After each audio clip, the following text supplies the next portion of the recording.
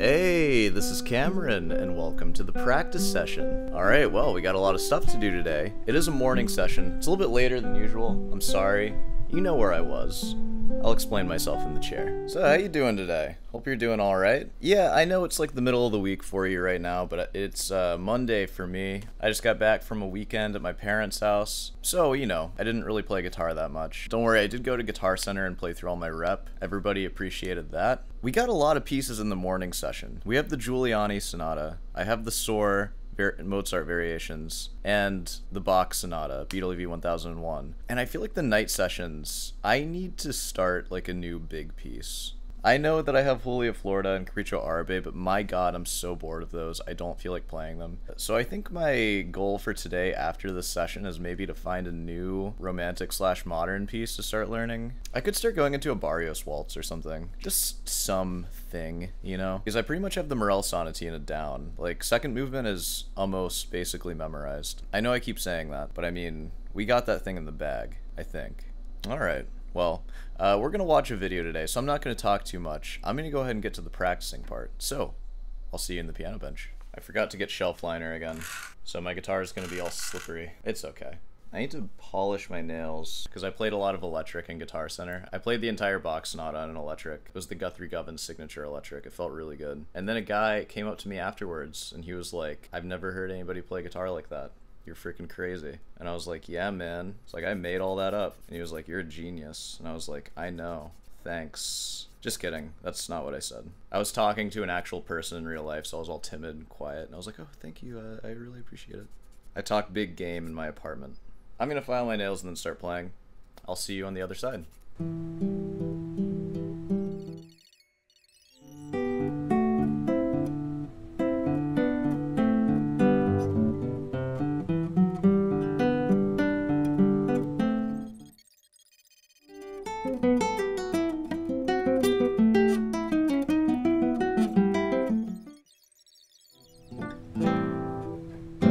Okay, I think I'm done. Let me bring you closer. I have worked on basically everything. I've been a good boy today. You know, like a medium amount of time, I feel. It actually hasn't been that long. It's only been a little over an hour. My left hand is feeling a little bad, if I'm being honest. I did a bunch of push-ups over the weekend, and I think that kind of strained my wrist a little bit. So I kind of don't feel like practicing that much. But I am going to play my most intense piece for you. Alright, here's the fugue. I have some stuff that I'm going to be thinking about. Post in the comments what it makes you think of. That's what we're doing.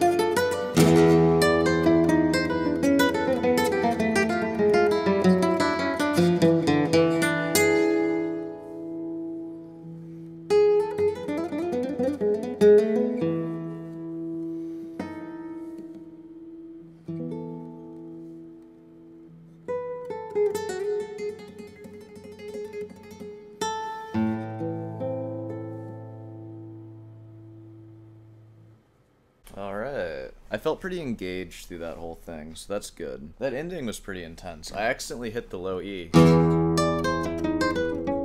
I think I might just start doing that now. Because it sounded pretty crazy, I think.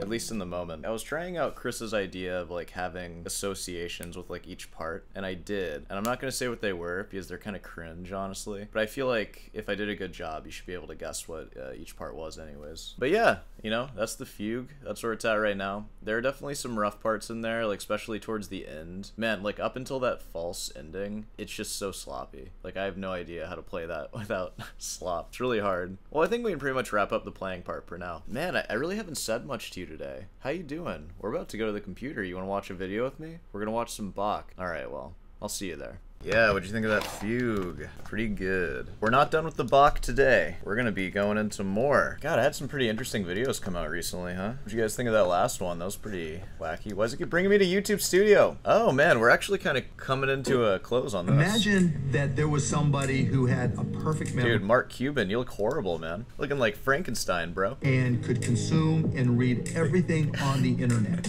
I'm just kidding. I'm saying that because he's a billionaire. I don't care. Ask me anything you want. That's Jim. Maybe I will. Hey, Mark Cuban, what's your skincare routine?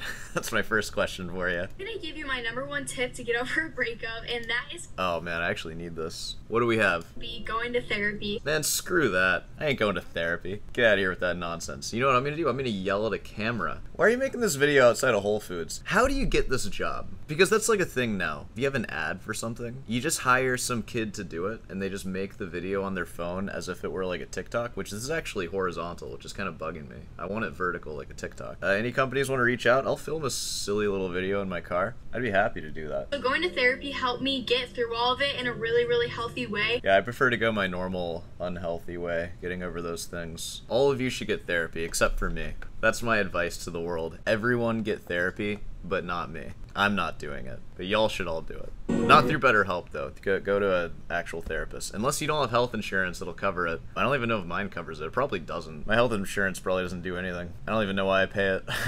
It's just... Alright, anyways, I forget what we were talking about here. Without so much as a break, Bach began another round of cantatas. This... Woo! Ooh. One of my friends, while we were on a phone call, told me the difference between a cantata, a toccata, and a sonata. Do you know what they are? A cantata is a sung piece of music. A sonata, what you just heard, is a sounded piece of music. And a toccata is a touched piece of music, like a keyboard. That's the difference. So they're all just pieces of music. One's sung, one's touched, one's played. Hey, there's a spider. Guys, are you seeing this? There's a spider on my mirror. I'm gonna leave him be for now, because I plan on eating him while I'm asleep tonight. A lot of protein. This time the cycle was based on iconic chorales, and Bach had to write a new work each week. The cycle is breathtaking in the variety of its moods, intensely serious at one moment, cheeky at the next. This is the cheeky movement. What a jokester that Bach was. Listen to this. Sounds like clown music.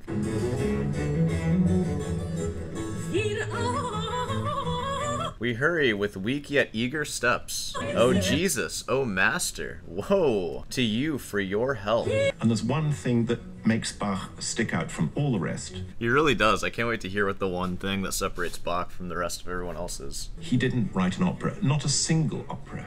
Dude, thank God. Thank the Lord he didn't contribute to that. At the time, opera was really the gold currency. It was the thing that established careers. It brought with it fame, it brought with it success, it brought with it a lot of money, and Bach would have none of that. In fact, he talked rather disparagingly of those little ditties that you could hear at the Dresden Opera. Bach is the man. Yeah, I don't know. I'm not a huge fan of opera either. It's funny because I do kind of like musicals. My favorite is when opera singers do musicals and that opera-like style comes out just a little bit. It's always like, ugh, God. And yet, his music is intrinsically as dramatic, if not more dramatic, than that of any of the opera composers of the day. Vivaldi, Scarlatti, Telemann, none could match Bach in this respect. Only Handel came close. Everything Bach had learnt up to now, dramatic scene setting to underpin the gospel narration, and subtle musical power to convey contrition and remorse, was poured into his St. Matthew Passion, first performed at the Thomaskirche, Leipzig, on Good Friday, 1727. God, I couldn't even imagine a Bach opera, too. That'd be so weird. The St. Matthew Passion is even more atmospheric than the St. John. Lasting around 2.5 hours, it's even more There we go, nice and bloody. I think we need more, though. monumental in scale, with a double choir and a double orchestra. Dude, legs for days, bro. I'm sorry. Is this disrespectful? There we go. Nice. He speaks with the voice of someone whose belief is absolutely rock solid. Goes right to the roots of his being. Oh, this is the guy who Bach makes him believe in God or something. Or if you were inclined to come to such conclusion. He believes this, every word of this. It is true. It is completely true. Yeah. Even he's like, dude, you're such a douche. And there's a solidity to what comes through in the Passions that I've seen very rarely anywhere else. Yeah, man. Dude, get a few pints in that guy. Jesus said to him, "You say it." That's what he said? "But I say to you, henceforth it will come to pass." Is this supposed to mean something? That you will see the Son of God sitting at the right hand of power. Dude, this is dope. And approaching in the clouds of heaven. That's some pretty epic subject matter right there. You wonder, well, where is there room for Bach's own voice? It's difficult to answer, but I feel there are moments, there are chinks in the drama where you feel that Bach himself is very much present and very much making the decisions. Oops, I moved the camera by accident. Okay, get past this. You've got to crotch it to turn around completely 180 degrees from being an absolutely foul-mouthed mob into being contrite and responsible and tender and bewildered. Who's hit you? We don't understand. The choir have to switch into being the community, the believers. And it's in that moment that I feel Bach is saying, this suffering is unbearable. We have to stop it. We have to show our sense of moral outrage. Let's keep it going a little bit longer. I think there's still a little left in this. The emotional center of the Matthew Passion is Erbarme dich. Peter's plea for forgiveness, having denied his Christ. In comes the violin announcing Erbarme dich. And the violin, with no words at all, can convey, in a way that the human voice could not convey, this concentration of lamentation, of grief, of contrition, of utter abject horror in a way, and yet taking on to a spiritual level, because the voice line of the violin becomes an agency of compassion and forgiveness. Alright, let's get past this. Ooh, I have a feeling that nothing too interesting is going to happen in this one, because I don't think anything interesting has happened yet. We're just talking about another passion. We're almost done with this documentary. I think we're only going to have like one more episode. So we got a new one coming. That's cool. Well, you know, sorry if this one was a dud. 3 years after the St. Matthew Passion, Bach's relationship with his masters began to fall apart. Cliffhanger. 3 years after the Passion, what happens? We're going to find out in the next one, and that'll probably honestly be the last one. Let's see if there's only 20 minutes left. We'll finish it in the next one, unless there's like a really clear breaking point.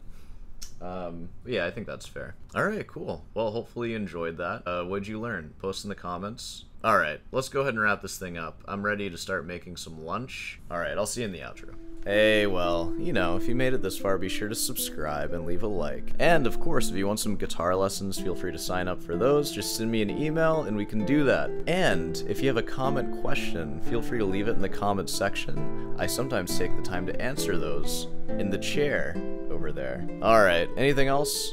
Hope you're doing alright today. Hang in there. Drink some water. Yeah. Alright. I'll see you tonight.